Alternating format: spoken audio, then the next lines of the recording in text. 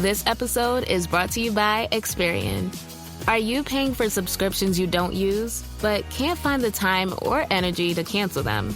Experian could cancel unwanted subscriptions for you, saving you an average of $270 per year. And plenty of time. Download the Experian app. Results will vary. Not all subscriptions are eligible. Savings are not guaranteed. Paid membership with connected payment account required. The Two-Footed Podcast is brought to you by EPLindex.com and our presenting sponsor, Liberty Shield. Liberty Shield is a VPN provider. A virtual privacy network allows you to go online, change your location, access things you're geo-blocked from, while keeping your data safe. So, as an example, if you are a UK expat and want access to BBC iPlayer to watch Match of the Day, or ITV Hub, or all four, will you get that message that says this content is not available in your location? A Liberty Shield VPN gets you around that block, allows you to watch whatever you want on those services, while also keeping your data safe. And it goes further than that. It allows you to open up Netflix's entire library by just changing your IP address. Liberty Shield is the #1 rated VPN provider on Trustpilot with 5-star ratings across the board. So go to libertyshield.com right now, use the code EPL25 and get either the hardware package or the software package. The hardware package is a router that you plug into your existing router, and any item you want to change the IP address on, be it your phone or your television, you connect that to the new Liberty Shield router. All other items can remain connected to your existing router. There's also a software package, which is instantly downloadable to your device, and you can get using straight away. Again, libertyshield.com, EPL25 for 25% off at checkout. We're also brought to you by Home of Hopcroft, a giftware and homeware company located in Scotland but shipping worldwide. Check out homeofhopcroft.co.uk and do check out the EPL Index and Anfield Index shops, which you'll find on Etsy. Use the codes EPL10 or RED10 for 10% off at checkout. And lastly, do remember to check out A Tad Predictable, hosted by Tadiwa. That podcast is on this feed before every Premier League match week. And then the EPL Roundtable, hosted by Kevin DeVries, on its own EPL Roundtable feed. So just search EPL Roundtable in your podcast device. And that's out after every match week. Now, on with the show. What's good, boys and girls? Two-Footed Podcast. Today is Thursday. It is the 25th of July. Hope you're well. Today started out grey, then got sunny, and now it's gone grey again. So, you know, such is the way. One of these days, I'm actually going to give you the full explanation of Irish weather and describe each month for you. Right, questions day. And I think I'm just going to do questions and gossip today. Well, we'll do a quick catch-up on the Olympics. Actually, do you know what? We'll start with a quick catch-up on the Olympics because that began yesterday and there was a bit of madness, it must be said, in the Argentina-Morocco game. If you weren't paying attention, I do beg you to go and read up about what took place at the Argentina-Morocco game because it was something to behold what took place at the end. But instead, we'll just have a quick gander and wrap up the results from the first round of games which took place yesterday. So New Zealand surprise 2-1 winners over Guinea. Garbett put them 1-0 up. Diawara equalised. Wayne with the winner. France beat the USA 3-0. Lacazette, Olise and Loic Bade with the goals. So in Group A, France are top, New Zealand currently second. In Group B, Morocco beat Argentina 2-1. Rahimi scored twice, once just before half-time, the second early in the second half in the penalty spot. Simeone got one back for Argentina. Then they thought they'd equalised. The goal was given. The game ended 2-2. But Morocco have won the game 2-1. Please go and just look into what took place. I think it's the maddest thing I've ever seen. Iraq beat Ukraine 2-1. Amin Hussein scoring from the penalty spot on 57 to equalise after Rubchinsky had scored on 53 to put Ukraine 1 up. Ali Jassim with the winner on 75. So Iraq are top, then Morocco heading into the second game. In Group C, Spain beat Uzbekistan 2-1. Mark Hubel scores the opener at the right back from Almeria. Shomurodov, who's been around Serie A for years, owned by Roma, has had a bunch of loans. He equalised just before half-time from the penalty spot. And then Sergio Gomez, formerly of Man City, now of Real Sociedad, gets the winner on 62 minutes. Egypt and the Dominican Republic played out a 0-0 draw. Spain top, Egypt, Dominican second, third, and Uzbekistan at bottom. But that group should be interesting. And then finally, Japan 5, Paraguay 0. This left me stunned. Mito opens the scoring on 18. It stays 1-0 until the 63rd minute. Mito scores again on 63. Yamamoto scores on 69. You think, okay, 3-0, fair enough, that's what's going to end. Then Fujio scores on 81 and again on 87. And Japan just demolished Paraguay. Absolutely demolished them. Mali won, Israel won in the other game. Diallo put through his own net to make it 1-0 Israel on 56. And Doumbia equalised on 63. Japan topped that group, then Israel, Mali. Paraguay have a lot to do. Right, we're going to go to the first question, which is Olympics related, and then we'll go to break, and then we'll come back and do the rest of the questions. Actually, yeah, this is just the one from the Olympics. This is from Guy. Make a football side for Team GB for the Olympics using realistic overage players. So I'm going to set myself a rule here that there has to be at least 2 starters from each team involved. And I'm only including England, Scotland, and Wales. Now, it's obviously going to be heavily English dominated, but I do want to get proper representation from the other countries. So there has to be at least 2 from Scotland and 2 from Wales. Let's start out with goalkeeper. I think the obvious choice is going to be James Trafford. I think he's the obvious choice. I'm also going to try and I could pick Jude, I could pick Saka, I could pick Palmer, and all these players, but they were all just at the Euros, so I'm going to try and avoid picking as many as them as possible. I'm going to go with James Trafford as my goalkeeper, because I think he's the right choice. I'm going to go Scottish at both fullback spots, I think. I'm going to go Nathan Patterson of Everton at right back. And I'm going to go Aaron Hickey of Brentford at left back. I think both of them work really well. Now, centre-back. This is a tough one, but it's only tough because I have to try and figure out who to leave out. I could go back 3 here. Jarrell Quansah or Taylor Harwood-Bellis are going to be the right-sided centre-back. Levi Colwill or Jared Branthwaite going to be the left-side centre-back.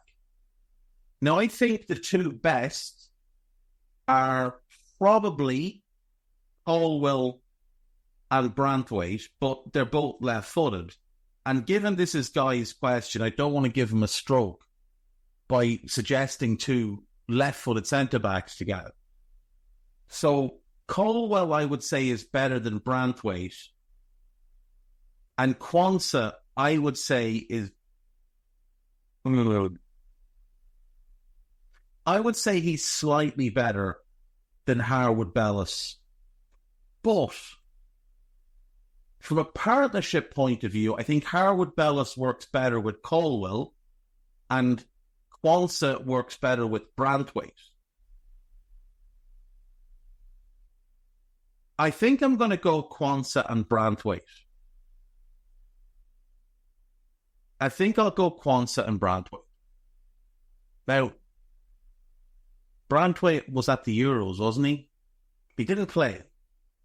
So I think that's fine. So I'll just go with him. So I've got Trafford in goal, Patterson right back, Quansah and Branthwaite in the middle, and Hickey at left back. And I like that. I'm happy with that as a back four. In midfield,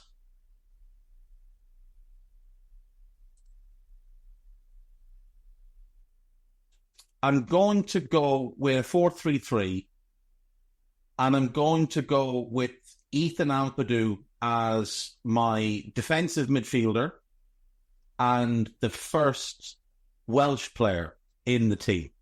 As I say, I want to get at least two Welsh lads in as well. I've got two Scottish lads, and that's not to say there won't be more Scottish players. I think there is going to be one more, but I want to get the balance right. So I'm going to go with Ethan Ampadu. I'm also going to go with a player who didn't play in the Euros but was at the Euros. I'm going to go Adam Wharton.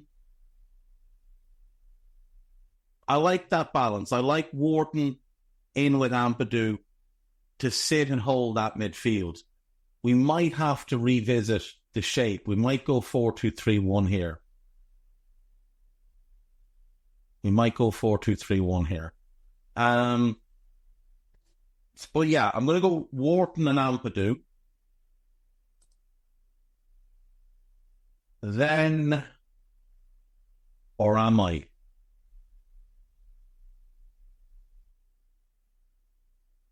I really want to go Wharton and Archie Gray. I'm going to go Wharton and Archie Gray with apologies to Ethan Ampadu.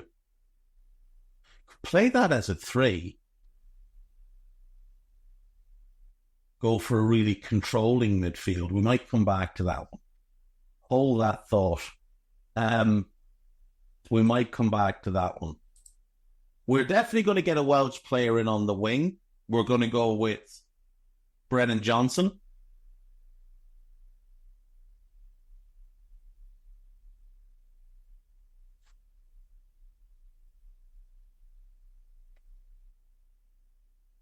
Ampadu's my only other real option, though. Unless I go Luke Harris.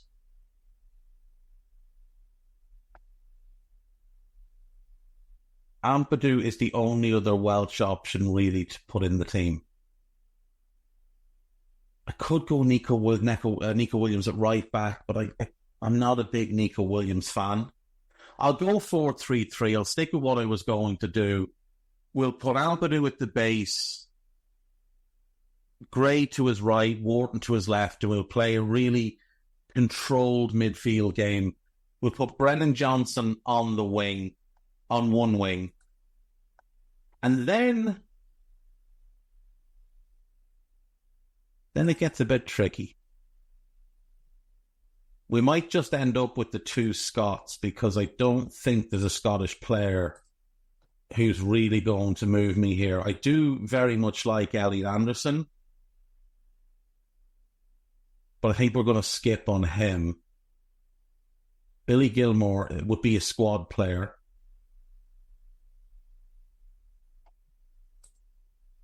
There's no one else Welsh that really I would want. So I'm just going to go with that midfield three and Brennan Johnson on a wing. Now, on the other wing, he was at the Euros, but he, again, didn't play a whole bunch. I think I'm going to go Anthony Gordon. So I get Gordon and Johnson on the wings. So I get real pace there.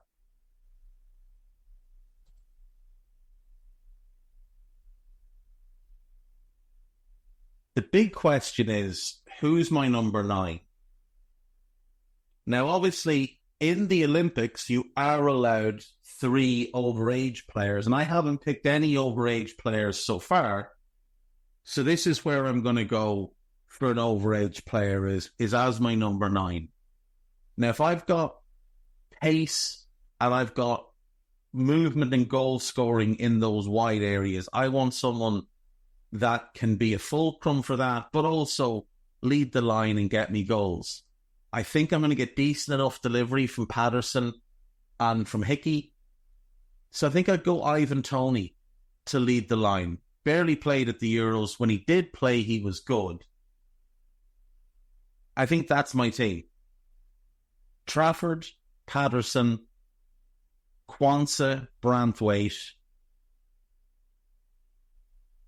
Hickey, Gray, Ampadu, Wharton, Brennan Johnson, Ivan Toney, and Anthony Gordon. And in this, you know what, we'll put together a quick backup team as well, like a backup 11. So the backup centre-backs then will be Harwood Bellis and Colwell. Nico Williams will take along as the backup right-back. In terms of a backup left-back, in terms of a backup left-back, Christ, I don't even know who to go for.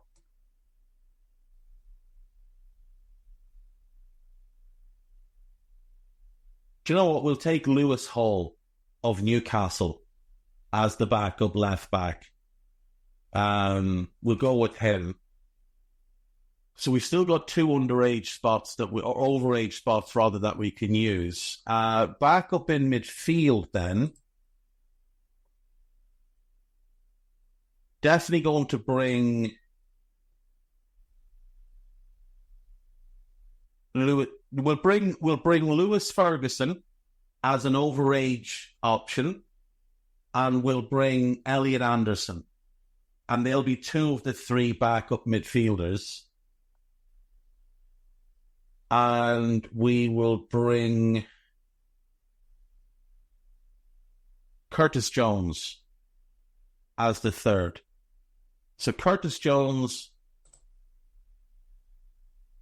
Elliot Anderson and Lewis Ferguson as the backup in midfield. Gray can become the backup 6, but Jones could play 6 easily at that level. Jones I would have starting over Ampadu, all things being equal, but I do want to have 2 Welsh players in there. So then in attack, we're looking for 3 backups. I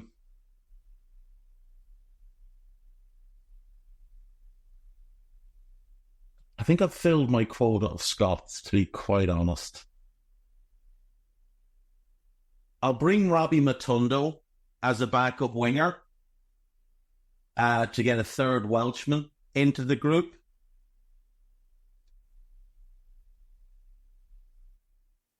And then I need a backup right winger and a backup 9. Backup 9 will just bring Tammy Abraham, and he can be our 3rd and final overage player. And then for the other wing position,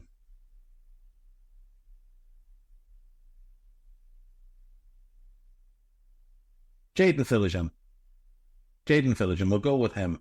I know, again, he's more comfortable on the left, as is Matundo, but Noni Madeki makes more sense, doesn't he? No, because do you know what? We'll go with Noni Madeki. So there you go. There's the squad. 3 overage players. I think they're all realistic. 3 Welsh players, 4 Scots, 15 English players. I think that's about the right split, isn't it? Like, being realistic. So there you go. Right. Off to break. Back after this. Right. Welcome back. So, AMK 2889, looking at the Spain squads from 2008 to 2012, who does Rodri replace on each team, and is he part of the starting 11 on any team? Well, he would start over Marcos Senna for the 2008 team.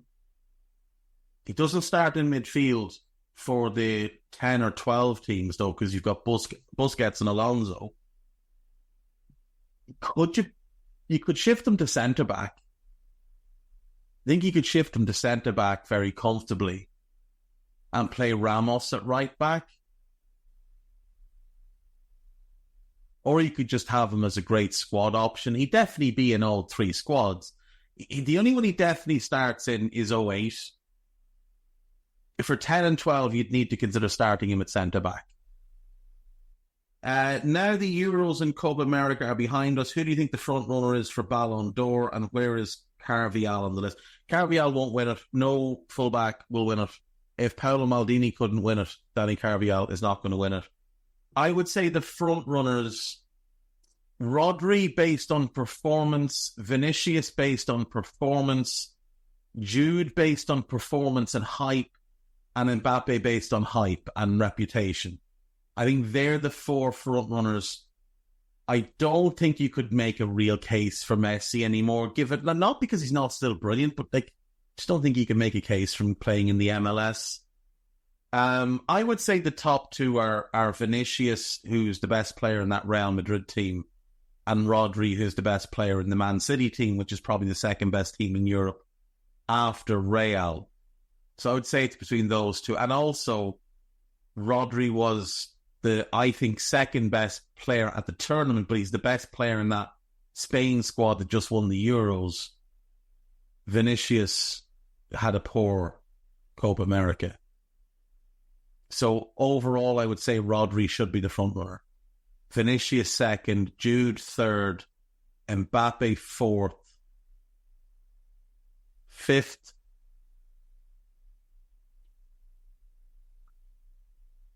he won't get nominated as high, but I would go Florian Wirtz, best player on the team that won the Bundesliga for the first time in their history.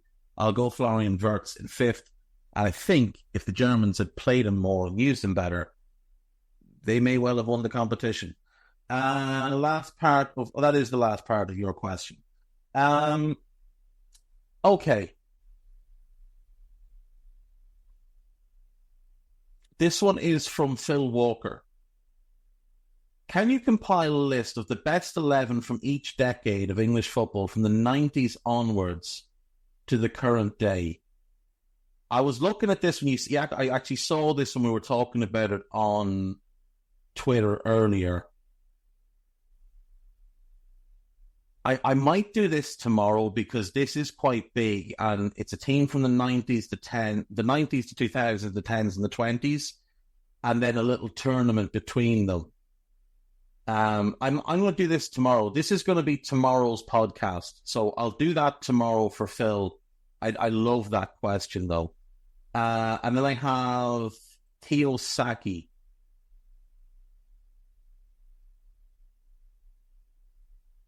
This is great. So ESPN's experts have released their top 25 players since 2000. So they go Messi 1, Cristiano 2, Henry 3. So there's the first place they've gone wrong. Zidane 4. Now, I suppose their argument might be that Zidane in the 90s and was better. If so, fair, but Yeah. Modric 5, definitely not. Mbappe 6, absolutely not. Iniesta at 7 is too low. Xavi at 8. Ronaldo, the real one, at 9. His best years were in the 90s. But he was still great, but he wasn't, I don't think, a top 10 player after that because of his knee. Ronaldinho 10 is far too low. He was the best player in the world for multiple seasons. Zlatan 11 is laughable. De Bruyne at 12. Cruz 13. I'm not sure how Cruz could be behind De Bruyne given their respective careers. Ramos 14 is laughable. More laughable is the fact that he's ahead of Puyol, who's still too high at 15. Benzema 16. Busquets down at 17 is a joke. Lewandowski 18 is nonsense. Kaka at 19 is a farce. He's much higher. He was the best player in the world for a couple of years. Neymar at 20 feels about the right spot for him. Pirlo at 21. Rooney at 22. Vieira at 23. Luis Suarez at 24 is a joke. Like an absolute joke. He's the third best player of the last 10 years. How on earth could he possibly be 24th? Better than Rooney, better than Benzema, better than Lewandowski, better than Zlatan. How on earth is he below any of these people? And Buffon at 25, who's the greatest goalkeeper the game has ever seen. What is he doing at 25? What a mess. An absolute mess.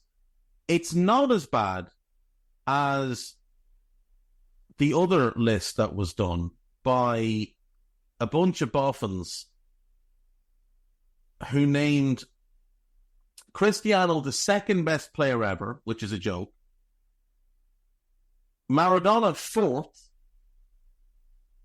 Di Stefano 5th. Xavi Hernandez 6th. Like, I love Xavi. Please be serious. Cruyff 7, Ronaldo 8, Maldini 9, Beckenbauer 10, Gerd Muller 11 is too high. Zidane 12, Van Basten 13, Platini 14. They've got Buffon 15th ever. The other crowd has him 25th since 2000. Mental. Mateus 16 is too low. Di Maria 17. Someone's taking the piss. I don't even know if he cracks the top 100 ever. 17 is a joke. Garinci 18. None of these people ever saw him play, so it's very hard to judge. Modric 19th, Iniesta 20th, Ronaldinho 21st, Manuel Neuer 22nd. That seems aggressive. Ferenc Puskas in 23rd, who was a better player than Gerd Muller. That's weird. Thomas Muller at 27 is far too high. Let's see what else. Sergio Ramos at 33rd best player of all time. Baresi is 2 spots below Sergio Ramos. Ronald Koeman is 40th. It's just maddening. Arjen Robben is 43rd. Neymar is 44th. Michael Laudrup was considerably better than both of them. He's 98th. Georgie Hadji is 100th. These lists are absolutely mind-blowing. Absolutely mind-blowing. Now, Theo's question, who is the best players born in the 60s, 70s, 80s, 90s, and 2000s? Right. Well, Maradona was born in 1960. So he's the best player born in the 1960s. And I don't think there's any doubt about that. I would say the best player born in the 70s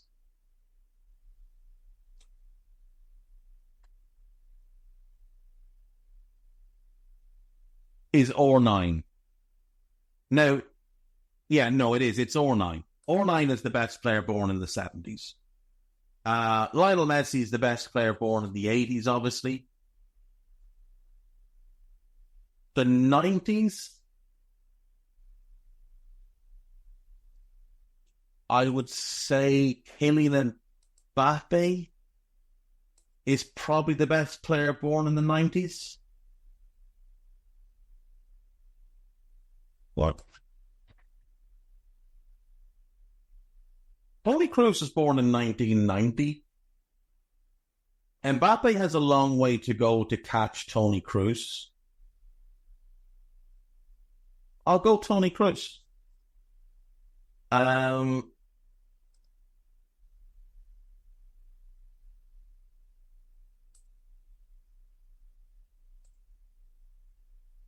In the 2000s then, I think it's Vinicius.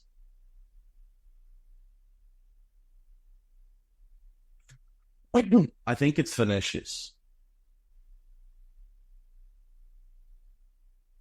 Born in 2000. So Maradona, 09, Messi. Am I happy with Kroos? Rodri? No, not as good as Toni Kroos. I'm going to say Toni Kroos for now, but it will be, I think it will be Mbappe. I think by the time it's all said and done, it will be him. And Vinicius for the 2000s. Question then from Alex was, I've not seen enough. He sent me the longer list. Below are 20 players from my era that I think should at least be considered for that top 100 list. So Roy Keane, absolutely a top 100 player ever. Vieira, absolutely a top 100 player ever. Zanetti, absolutely. Nesta, absolutely. Redondo, absolutely. Nedved, I would say yes. Raul, I would say yes. Czech, I would say no on Petr Cech.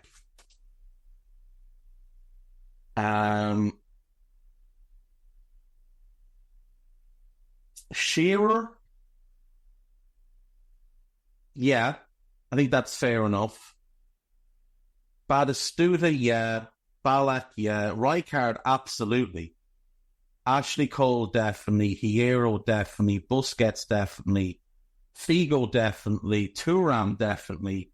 Desailly, definitely. Shevchenko, definitely. And Oliver Kahn, definitely. Yeah, I think Czech is the only one I'd say no to.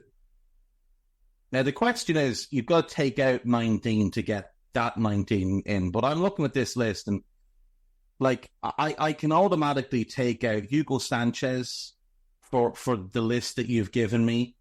I can take out Marcelo for that list that you've given me. I think I can take out Kun Aguero, Mesut Ozil, Arturo Vidal, I don't think is a top 100 player ever. David Beckham, I could take out. Radamel Falcao is definitely out. Bale and Hazard are definitely out.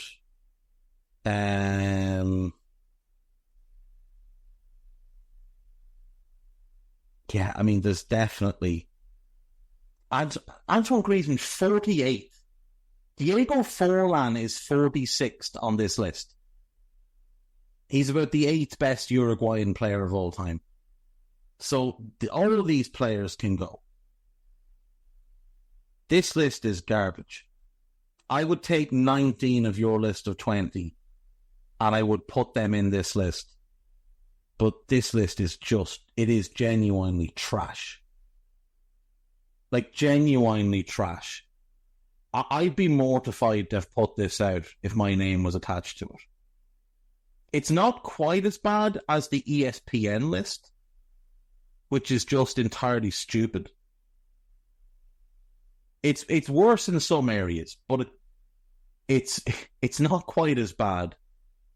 Like, the idea of Suarez only been the 24th best player since 2000. Jesus Christ. What are we doing here? I'm going to go to break. I'll be back with the gossip. Short pod today, folks. Right, welcome back. So, UEFA have sanctioned 7 nations for racist chants during Euro 2024. Croatia, Serbia, Romania, Slovenia, Austria, Hungary, and Albania. They have all been sanctioned. The punishments ranged from a €50,000 fine and a ban from selling tickets to its next UEFA away match to 20,000 and a ban for selling the matches suspended for 2 years for Austria. So Austria, obviously, the least of the culprits here, but still not good. 17 games were identified during the tournament as having been affected by racial chanting. That is not good at all. 3 Slovenian games, 3 Romanian games, 3 Croatian games, and 3 Serbian games. And given Serbia only played 3 games, that's not good at all, folks. Spurs set to sign South Korean winger Yang Min-hyuk from Gangwon FC. He's 18 years of age, and he is expected to complete a move to Tottenham by the time they play a K-League 11 on the 31st of this month. Don't know anything about him, but was reading an article by he's an English chap that lives in South Korea, and for the love of me, I can't think of his name. But he wrote a profile on this. He's actually a Spurs fan. He wrote a profile on this kid and said he is very, very talented, and they think he can do big things. Liam Rossinier is the new manager of Strasbourg, unjustly sacked by Hull at the end of last season. He replaces Patrick Vieira, who was sacked last week. Vieira potentially a candidate for the USA job. I think that would be a horrible appointment for the USA. Not sure I like this move for Rossinier, given who owns Strasbourg, but it's a big opportunity. There will be talent there, and we know he's good with young players. We know that Chelsea are going to use Strasbourg as a landing spot for some of their own young talent. There right now, you already have a couple of excellent young players. For example, Junior Mwanga, who was at Bordeaux, really, really promising young player. Habib Diarra, really promising young midfielder, Senegalese by birth, French underage international, but now Senegalese senior international. He's definitely one to keep an eye on. Abakar Silla, really, really good. Really, he is one that people have to get their eyes on. Big time talent. And like I say, there'll be a bunch more arriving as Chelsea start to send over some loans. So it'll be a good opportunity. It's just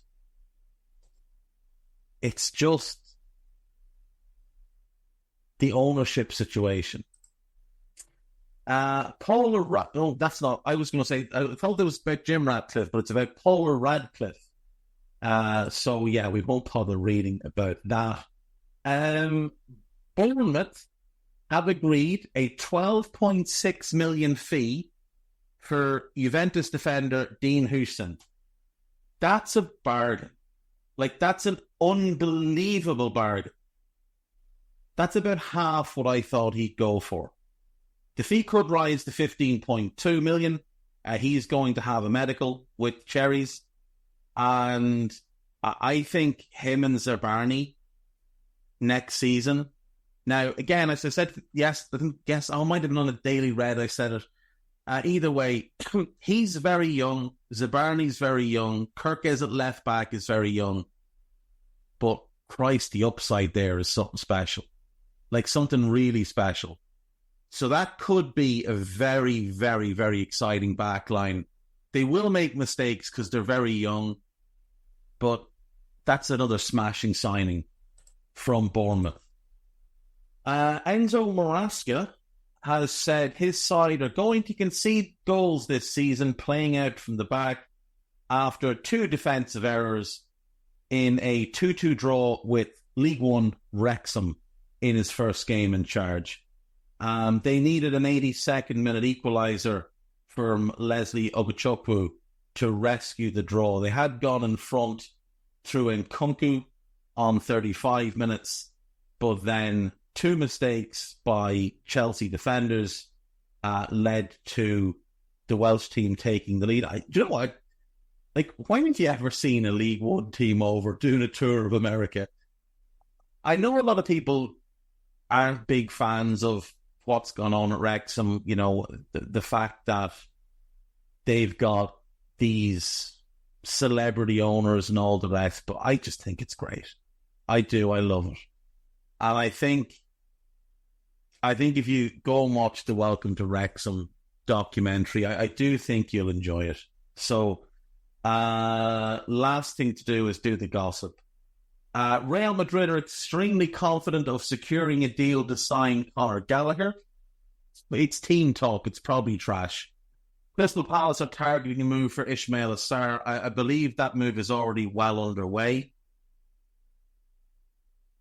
Inter Milan are hopeful Arsenal's pursuit of Ricardo Calafiori will force them to sell Jakub Kivor. I think they're very open to selling Jakub Kivor, to be honest. Manchester United are considering a move for Morten Hjulmand. No. Could see it making sense. He would fit with Kobbie Mainoo, but this is, ladies and gentlemen, an exclusive from Jack Talbot, who's an enormous spoofer. Chelsea are closing in on a deal to sign Philip Jorgensen from Villarreal, the Danish under-21 international. Chelsea have offered 17 million plus 2 million adults. I think it's like 20 million and 2 million in adults or something like that. But yeah, it looks like that deal gets done. Trent Alexander-Arnold wants to stay with Liverpool despite interest from Real Madrid. Real Sociedad president Joaquin Aperbe says there is no talks ongoing with Liverpool over Takefusa Kubo. That's not a surprise. Newcastle are eager to push through a move for Malik Thiaw. Good signing. Very good signing. Chelsea are prepared to lower their asking price for Romelu Lukaku from £37 million to £30 million. Napoli want to pay closer to £21 million. Chelsea are just going to lose their arse. They might as well just accept it and get rid of them. AC Milan have renewed talks with Chelsea to see if a deal can be done for Armando Broja, who's also a target for Everton. Fulham are closing in on a deal for Emile Smith-Rowe. Looks like a fee of $35 million. I think that's low for a player of his talent. 23 years of age. He's English. He's immensely gifted. He's versatile. Chelsea paid $45 million for Cole Palmer last year. We saw Nottingham Forest pay over $40 million for Morgan Gibbs-White the previous summer. I think $35 million is low. I also think this is another black mark on Arteta, yet another exceptional young footballer not getting an opportunity under him and leaving to secure football. Leicester are rivaling West Ham for Reece Nelson. I think he's going to go to Leicester. I think it's a deal that makes sense for him, for them. Loan potentially with an obligation to buy, so we'll see. But yet another academy player leaving without ever really getting much of a chance under Arteta. The same can be said of Eddie Nketiah, who looks like he might go to Marseille on a loan with an option to buy. Eddie doesn't do well with selling players. Like, go and look at Arsenal sales since he's been there. It's not good. They spent an absolute fortune buying out contracts. They haven't made an absolute fortune selling players. That's not great. But if they can secure obligations to buy on Nketiah and Nelson, that could be pretty good. Because you might get a higher obligation if you're willing to do the loan than you get as a fee right now. Manchester United are set to intensify their search for a fullback, with Nazar Mazraoui thought to be a potential option. Does look today like he might be going to West Ham. United must sell Aaron Wan-Bissaka before recruiting a fullback, according to the Manchester Evening News. They credit West Ham with interest in Mazraoui. In Wan-Bissaka, but it looks like West Ham have looked at it and gone, well, why wouldn't we just buy the better player? So we'll see if that one goes through. Marcus Alonso is a potential target for Manchester United, along with David Hanko and Tariq Mitchell. That's a list put together by a clown who doesn't know what they're talking about. David Hanko's a centre-back. Marcus Alonso's garbage. And Tariq Mitchell, I think he's good. He's just not Manchester United level. That's just a made-up list. Everton are closing in on a loan for Jesper Lindstrom. That's fine. Nottingham Forest have held talks with Argentine club Talleres about the possibility of signing 24-year-old Paraguayan winger Ramon Sosa. Okay. And Liverpool's Dutch defender Sepp Vandenberg is set to leave the club this summer with interest from Hoffenheim and Mainz. Let's just check in on the number one journalist in the transfer market, David Ornstein. Okay, so what he's got for us today: West Ham agree club and player deals to sign Mazraoui. United interested, but needs Wan-Bissaka out. Wan-Bissaka doesn't want to go to West Ham. He wants to go to Inter. United have then held talks with Inter about a potential swap for Dumfries, which doesn't actually make sense for either team. So it does look like Mazraoui will go to West Ham. Ornstein is also telling us West Ham reach agreement in principle to sign Ismail Assar, €15 million. That's a good price. That's a really good price. Personal terms are agreed. Winger to undergo a medical before completing proposed deal. And yeah, the Fulham Emile Smith-Rowe deal. Ornstein has all of those. Let's check in with the spoofer with the catchphrase and see what he's got for us. His pinned tweet is about Xavi Simons. Ollie McBurney going to Las Palmas. Ryan Sessegnon has signed a 2-year deal with an option for a third season to go back to Fulham, where he began his career. I like that move. I would have preferred him to go to Palace, but I do like that move. Romano is claiming that the deal for Yang Min-hyuk is done. AS Roma and Juventus would hold final contact to seal Matthias Sulik details. €26 million fee, 2 million in easy add-ons and 2 million in difficult add-ons. Too nonsense. 10% sell on, no distance, no doubts. He'll be there 2 years max if he does well.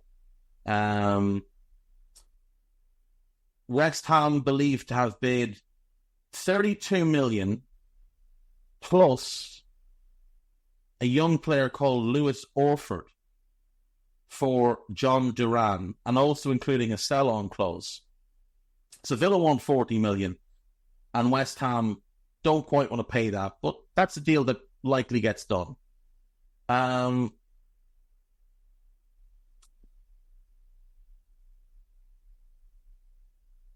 Strasbourg are expected to complete a deal to sign Guela Doué from Rennes. That's not Desiree. He's the winger who's set to go to either PSG or Bayern, and if he's smart, he will hopefully pick PSG. Hopefully pick Bayern. This is the older brother who is kind of a utility defensive player, but apparently going to go to Strasbourg. According to Romano, Chelsea sources guarantee they are not involved in the deal, which is obviously garbage. But he's not Chelsea level, so, they're just funding it. Fiorentina are closing in on the deal to sign Andrea Colpani from Monza. Loan fee of 4 million, buy clause around 12 million. Daniele Maldini expected to go to Monza to replace him. Ismail Assar. Paul Lopez set to leave Marseille. Desiree Douay has not made a decision yet. Bournemouth have booked medicals for Dean Huijsen.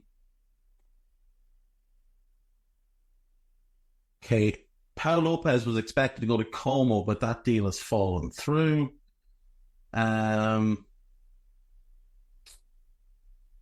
There's not a whole lot else here that's of interesting. Sardar Azman's going to go to Shabab Al Ali in UAE, leaving Bayer Leverkusen. Okay. Thiago Motta says that he seems to want Federico Chiesa to stay. I think Juve want to sell him, so we'll see. Hansi Flick bigging up Gavi, that's good to see. Juventus' plan is now to sign Jean-Claire Todibo. Hansi Flick says Sergio Roberto is not a Barcelona player, but there is some possibility he might come back. We'll see. Al Ettifaq are set to sign Marek Roddick, formerly of Fulham. Join the Steven Gerrard revolution. I lost track of what word I was going to say there. Ansu Fati, good to see Hansi Flick bigging him up as well. West Ham also asked about Artem Dovbyk, so it's looks like he's the backup plan if they can't get Duran. Fenerbahce have confirmed the signing of Youssef En-Nesyri. George Ilinakina is joining AS Monaco from Royal Antwerp for 20 million. Arsenal have scheduled new plan for Ricardo Calafiori. First part of medical to take place in London, and then the second part would take place in America. That seems weird. And that is pretty much it. Roma apparently also interested in Dovbyk. That is pretty much it. Pretty much it. Yeah, that'll do, folks. I'll see you all tomorrow. Take care. Bye-bye. Sports Social Podcast Network.